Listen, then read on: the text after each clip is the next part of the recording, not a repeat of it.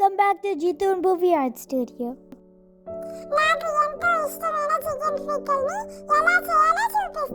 Chicken ని small pieces గా cut చేసి బాయిల్ అవుతున్న వాటర్ లో ఉడికించాలి. చూడు, ఇలాగా చికెన్ ని బాగా ఉడికించి క్లీన్ చేసుకోవాలి. ఉడికిన తర్వాత చికెన్ ని ఇలా వడగొట్టుకొని టిష్యూ పేపర్ మీద వేసి వాటర్ లేకుండా అంతా క్లీన్ చేసుకోవాలి.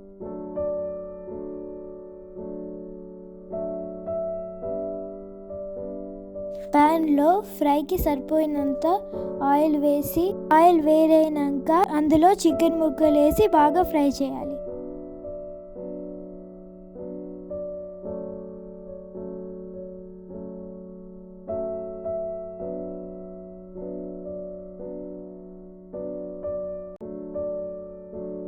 ఇలా ఫ్రై చేసి పక్కన పెట్టుకోవాలి.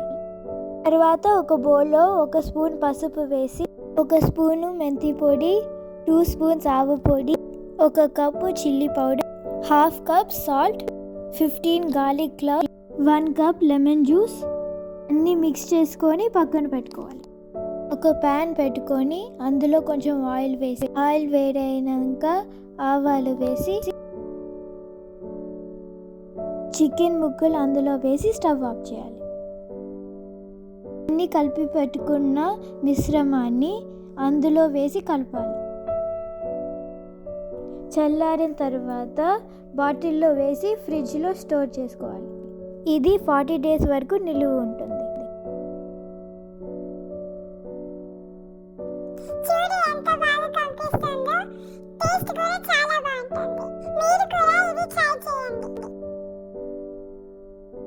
Please like, share